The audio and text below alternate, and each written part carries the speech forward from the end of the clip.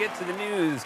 Amid tensions over possible military action in Ukraine, President Biden will meet on a video call tomorrow with Russian President Vladimir Putin because there's no better deterrent than a long video call with a 79-year-old man. You know what? This is not worth it. CNN announced over the weekend that it has terminated host Chris Cuomo. And if you're wondering what you have to do to get fired from CNN, Jeffrey Toobin still works there.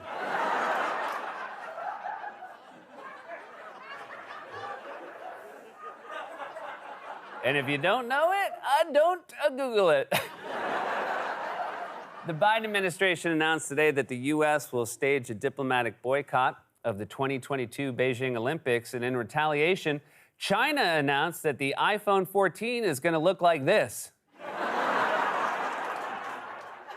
Arizona Senator Kyrsten Sinema announced in an Instagram story over the weekend that she had officially qualified for the upcoming Boston Marathon. But fair warning to the other runners, she loves holding things up at the finish line. In a recent interview, actor George Clooney said that he turned down $35 million to appear in an airline commercial because the carrier was associated with a country that does not have a good human rights record. Is it American? New York Mayor Bill de Blasio announced today that all private employers in the city will soon be required to mandate coronavirus vaccinations for workers. Otherwise, it's back to remote work for Times Square Elmo.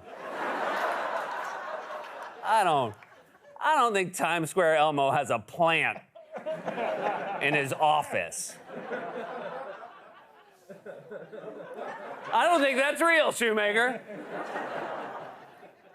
The New York Times published a report yesterday detailing a series of coronavirus infections stemming from an anime convention held last month in New York. Well, something tells me they'll be fine with quarantining. Oh, you want me to stay inside for 10 days? Not a problem.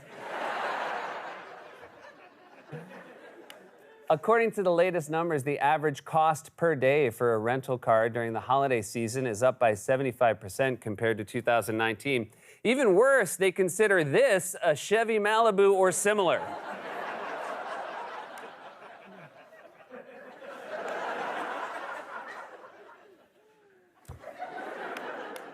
And finally, a man in Italy reportedly wore a fake silicone arm last week to avoid getting the coronavirus vaccine. And wait till you hear how he got out of his vasectomy. Mamma mia!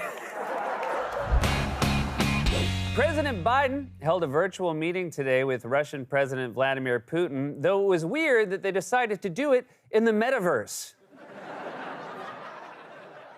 According to a new book, hours after former President Trump announced in 2020 that he had tested positive for the coronavirus, his health deteriorated very quickly. They kept him alive by immediately hooking him up to a camera and a microphone.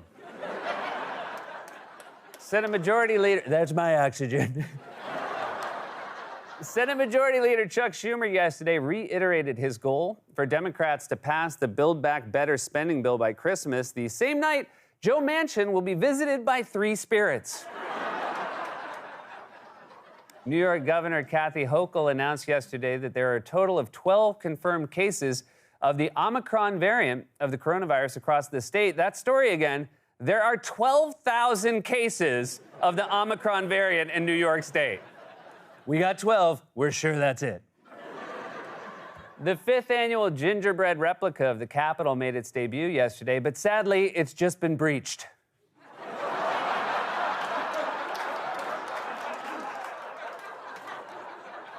You know what? He's so lovable, you're still rooting for him.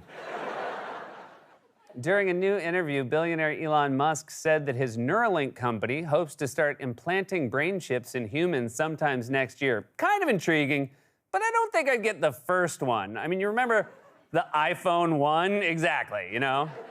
You get the first chip, and in 3 years, everyone will be, like, making fun of you. You got the one?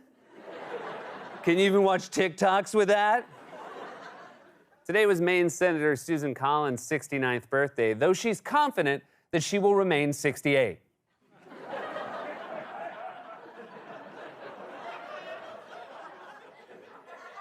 They all left? Trump Tower recently began selling a cocktail inspired by former President Trump called 45, and it secretly reports to a white Russian. Okay. It really hammers home how the last joke did. Maybe it's them. Oh, it's not. More than 30 people recently spent the night at an IKEA in Denmark after a snowstorm stranded them at the store, and then they were stranded another night because they couldn't find the exit. And I didn't know this, but in Denmark, all their furniture has normal names.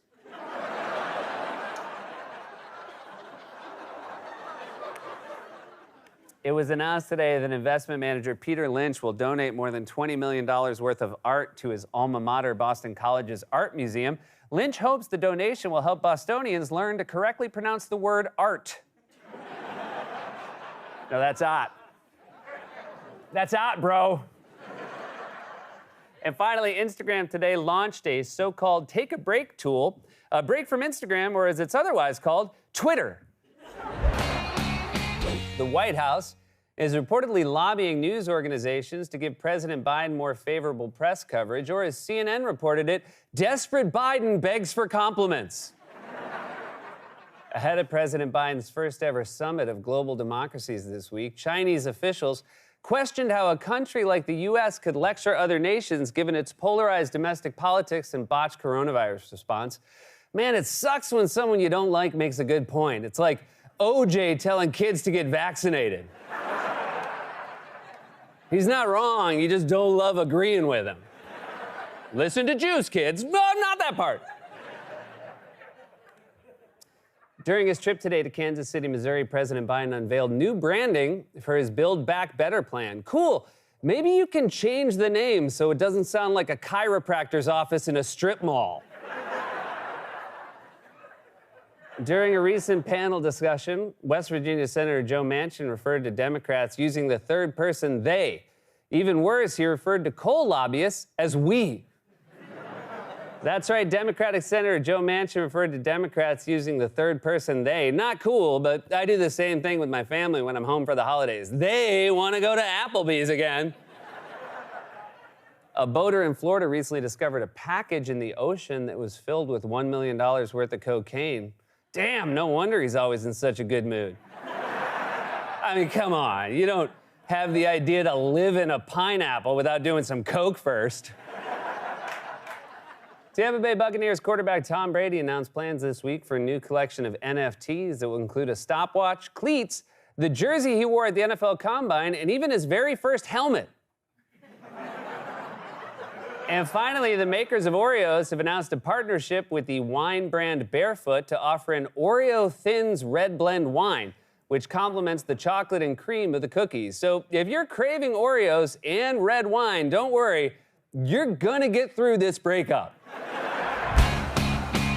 After meeting with Russian President Vladimir Putin on Tuesday, President Biden said yesterday that he was, quote, straightforward but polite with Putin.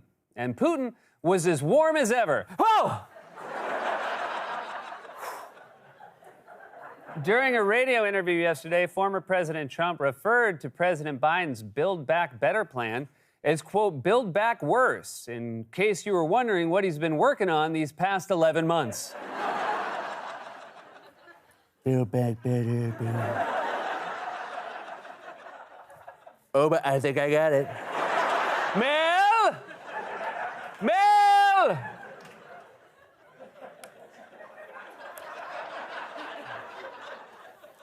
President Biden spoke today with Ukrainian President Volodymyr Zelensky amid a Russian military buildup on the Ukraine border and informed him that while he cannot send troops, he will send a little support.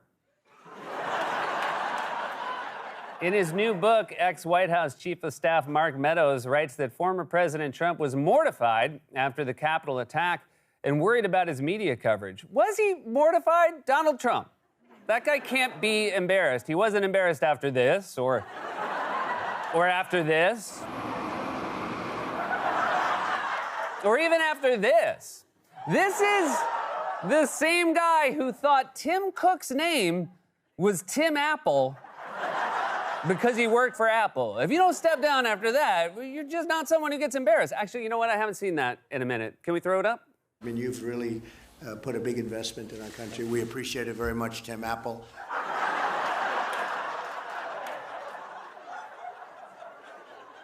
A Las Vegas money manager is reportedly proposing plans to build a casino in New York City.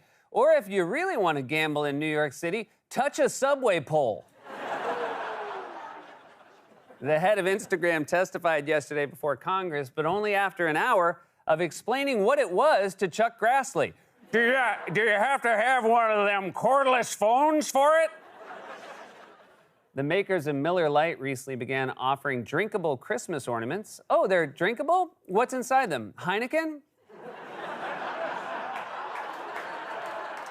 And finally, Google released its annual so-called Year in Search list yesterday, and the second most searched how to be phrase was how to be more attractive, whereas the third most searched was how to be happy alone. And it's kind of fun to see people give up in real time.